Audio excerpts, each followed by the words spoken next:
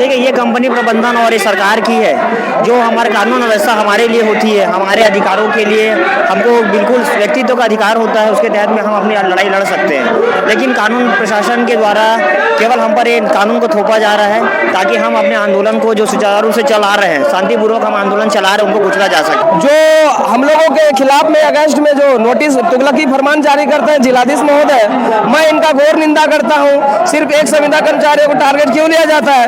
अगर ये धरना, हम लोग तो कहीं गलत जगह पर धरना नहीं दे रहे, ये शासन घोषित धरना स्थल है। अगर यहाँ नहीं करेंगे तो बताइए आसमान में जाकर करें कि धरपताल में जाकर के करें, कहाँ करें? अब क्या बताऊं सर, मेरा तो लड़का एक ही था, बेटी छोटी थी, लड़के का भी शादी की तैयारी थी, लड़की की मतलब शादी तय हो चुका था। इसी बीच में दुर्घटना हुआ होगा तो मेरे साथ क्या बीत रहा होगा मैं ही समझ सकता हूँ। नमस्कार, मैं इम्तियाज और आप देख रहे हैं द बोल इंडिया। अभी फिर मैं बूढ़ा तालाब धरना स्थल पर पहुंच चुका हूं और यहाँ जो विद्युत कर्मचारी हैं, जो संविदा कर्मचारी हैं, वो अपना धरना को जारी रखे हैं। आज 17-18 दिन हो रहा है और कल इनके खिलाफ ऑर्डर जारी हुआ है, कलेक्टर के ऑफिस से जारी हुआ है कि ये अपना धरना स्थल खाली कर दें, क्योंकि लोग डिस्टर्ब हो रहे हैं, जनजीवन बाधित हो रही है। और ये आप देख सकते हैं कि ये कलेक्टर के तरफ से ये इनका नोटिस जारी हुआ है और आज अल्टीमेटम आया है कि आज धरना स्थल खाली कर दें। आइए हम इनसे बात करते हैं कि क्या ये आज इनको धरना स्थल खाली करना था, टेंट भी उखाड़ने थे और इन्होंने अभी तक धरना स्थल पर बैठे हुए हैं। तो यहाँ पदाधिकारी हैं, मैं उनसे बात करूंगा कि क्या उनका आगे का रणनीति है, क्यों धरना स्थल खाली नहीं किए हैं, जबकि आपको 144 लागू कर दिया गया है और आपको अल्टीमेटम भी दिया गया है, नोटिस जारी, मेरे हाथ में नोटिस है और फिर भी आप धरना स्थल खाली नहीं किए हैं। इसके पीछे क्या कारण है? देखिए, ये कंपनी प्रबंधन और ये सरकार की है। जो हमारे कानून व्यवस्था हमारे लिए होती है, हमारे अधिकारों के लिए हमको बिल्कुल व्यक्तित्व का अधिकार होता है, उसके तहत में हम अपनी लड़ाई लड़ सकते हैं। लेकिन कानून प्रशासन के द्वारा केवल हम पर ये कानून को थोपा जा रहा है ताकि हम अपने आंदोलन को जो सुचारू रूप से चला रहे हैं, शांतिपूर्वक हम आंदोलन चला रहे हैं, उनको कुचला जा सके। ये सोची समझी चाल है शासन की, प्रशासन की। तो हम अपने यहाँ अधिकार के लिए आए हैं, अपने हक की लड़ाई के लिए आए हैं। तो हम जब तक अपना हक और अपने हक की लड़ाई तब तक जारी रखेंगे जब तक हमको पूरा नहीं हो जाता है। इसलिए आज तक हम ये मैदान को खाली नहीं किया। मैं आपको बता दूं कि इन्होंने अभी तक 16 दिनों से धरना पर बैठे हुए हैं और इनके साथ भी और भी कई संगठन धरना पर बैठे हैं, लेकिन सिर्फ विद्युत कर्मचारियों को ही नोटिस आया है, नोटिस जारी किया गया है कि आप धरना स्थल खाली कर दो। तो कहीं न कहीं जो इनका आरोप है कि शासन और सरकार का जो दोनों का घालमेल है और विद्युत विभाग का, कि इन लोग को टारगेट किया गया है और इनको नोटिस भेजा गया है, इसके बारे में आप क्या करें? तो ये तो बिल्कुल सोची समझी चाल है कंपनी की और प्रशासन की। भाई, कानून हमारे सहयोग के लिए होता है, आंदोलन को और ऊपर उठाने के लिए होता है। लेकिन यहाँ एक आंदोलन को, एक सुचारू और एक प्रबल आंदोलन को कुचलने की साजिश की जा रही है। 144 का वो दिया गया है, जिक्र किया गया है इसमें। 144 का अगर उल्लंघन करते हैं तो आपको जेल में भी ठूसा जा सकता है। तो आप इससे डरे नहीं और फिर भी धरना स्थल पर बैठे हैं, इसका क्या है? मैं बिल्कुल आपके चैनल के माध्यम से ये पूछना चाहूँगा, क्या केवल हम ही लोग ही आंदोलन कर रहे हैं क्या? यहाँ स्वास्थ्य कर्मी है, वन विभाग वाले हैं, सफाई कर्मचारी है, क्या उनको नोटिस क्यों नहीं दिया गया? क्या केवल हम ही आंदोलन करने वाले हैं क्या? तो बिल्कुल आपके माध्यम से बिल्कुल ये स्पष्ट है कि यहाँ ये सोचा समझा चाल है। हम लोगों को, इन प्रदर्शनकारियों को अपने अधिकार से, अपने हक की लड़ाई लड़ने से हमको वंचित रखा जा रहा है। तो मैं आपके चैनल के माध्यम से ये निवेदन करना चाहूँगा कि पुलिस प्रशासन से, कलेक्टर से, कि हमारा जो धारा 144 हम पर लगाई गई है उसको आप वापस लीजिए। अन्यथा की स्थिति हम बिल्कुल इस मैदान में डटे रहेंगे, चाहे हम पर जो भी कानूनी कार्रवाई होगी हम उसके लिए तैयार हैं। तो आप यहाँ डटे रहेंगे, लेकिन आपको नोटिस भी आ गया है ना?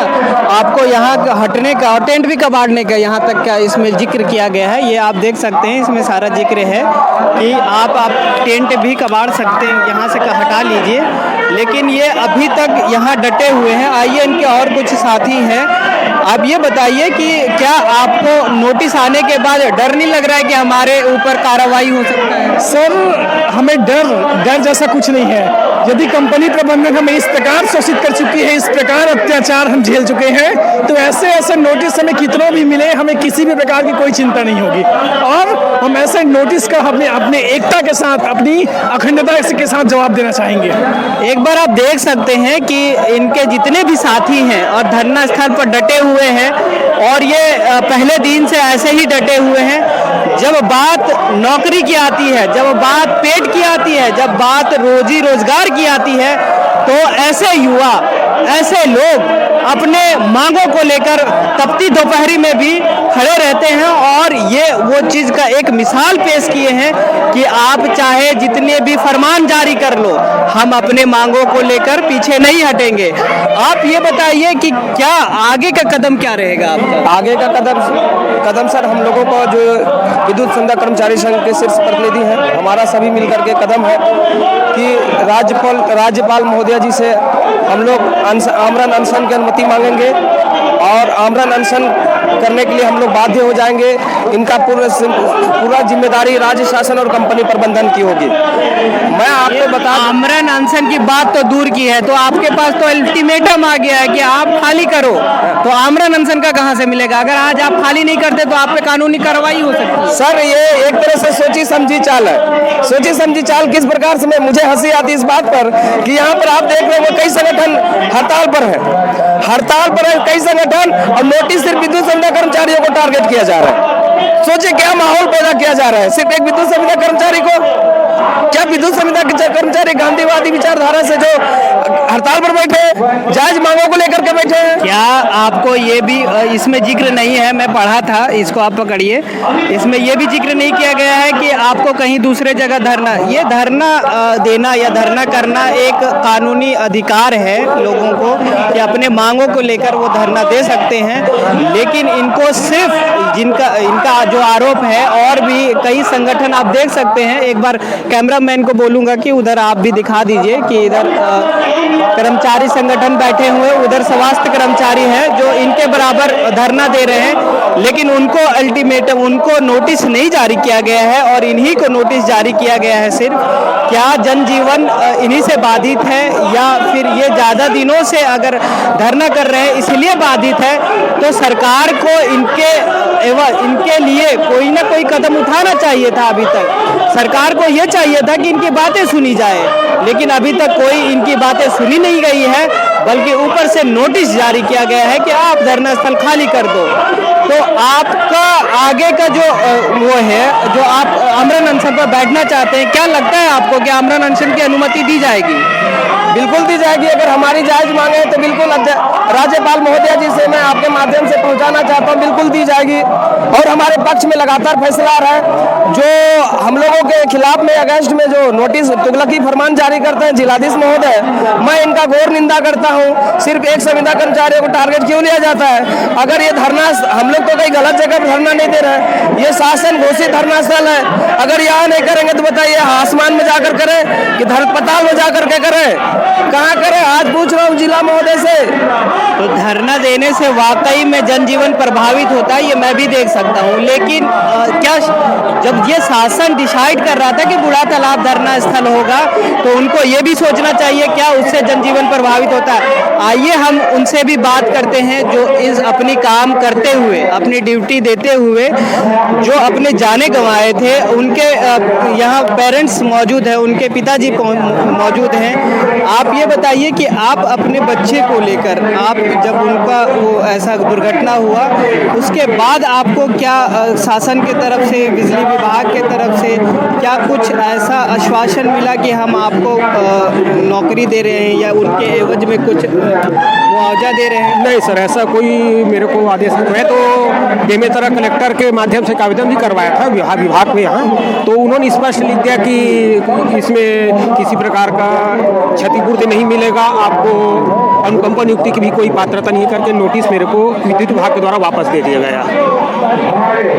तो अभी आपके बच्चे के जाने के बाद कैसा जीवन अभी आप व्यतीत कर रहे हैं? अब क्या बताऊं सर, मेरा तो लड़का एक ही था, बेटी छोटी थी, लड़के का भी शादी की तैयारी थी, लड़की की मतलब शादी तय हो चुका था। इसी बीच में दुर्घटना हुआ होगा तो मेरे साथ क्या बीत रहा होगा मैं ही समझ सकता हूँ। उनकी माँ और मैं सिर्फ 2 ही लोग रहते हैं। वो माँ अभी भी उस सदमे से नहीं उबर पाई है। जैसा भी हो मेरा परिवार चल रहा है। मैं यही शासन से अपेक्षा करता हूँ विद्युत विभाग से कि मेरी बेटी को नियुक्ति दे और जो भी क्षतिपूर्ति राशि मिलती है वो दे, ताकि मेरा परिवार या मैं और मेरी पत्नी जैसा भी अपना जीवन गुजर कर सके। तो बड़ी विडंबना होती है ये कि किसी के घर का चिराग जड़ जाता है, किसी के घर का चिराग बुझ जाता है, लेकिन शासन और जो बिजली विभाग है बस यही कह के इस बात को खारिज कर देता है कि आपके लिए हमारे पास कोई प्रावधान नहीं है, आपके पास हमारे पास कोई संवेदना नहीं है। मैं संवेदना ही कहूँगा कि किसी के अब ये जैसा जिक्र किए कि उनकी शादी होने वाली थी, अब इस बच्चे उम्र में उनका देहांत हो जाता है, दुर्घटनाग्रस्त हो जाते हैं और किसी तरह से बिजली विभाग या फिर शासन उनको कोई मुआवजा नहीं दे पाता, अनुकंपा नियुक्ति नहीं दे पाता है। तो ये बहुत सोचनीय और ऐसे मामले हैं। तो आगे आपका जो आप आगे क्या करना चाहते हैं और आपके साथी इस पे कैसे रिएक्ट कर रहे हैं? देखिए, आगे हमारा ये है कि अगर कंपनी प्रबंधन और सरकार अगर इसी प्रकार से सोई रहेगी, हमारी मांगों को लेकर बिल्कुल जागरूक नहीं होगी, तो बिल्कुल हम आगे चल के हम लोग आमरण अनशन का रुख अपनाएंगे और बिल्कुल हमारे यहाँ 2500 साथी है, बिल्कुल हम 2500 साथी आमरण अनशन हेतु बैठेंगे और इसके लिए हमने राज्यपाल महोदय जी को भी पत्र सौंप चुके हैं। अब जैसे ही उनसे परमिशन मिलने के बाद फिर हम आमरण अनशन की ओर अग्रसर होंगे।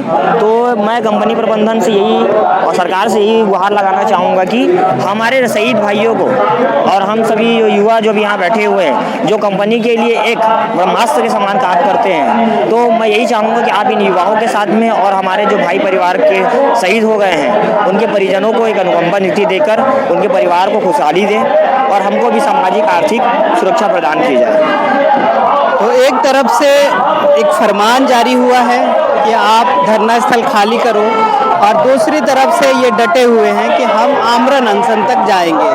तो ये देखना बड़ा दिलचस्प होगा कि आप इस मोड़ को किस और रूट दिया जाएगा। क्या इनकी धारा 144 उल्लंघन करने को लेकर इनको गिरफ्तारी किया जाएगा या जबरन हटाया जाएगा, ये आगे हम आप तक फिर लेकर आएंगे। तब तक आप देखते रहें द बोल इंडिया।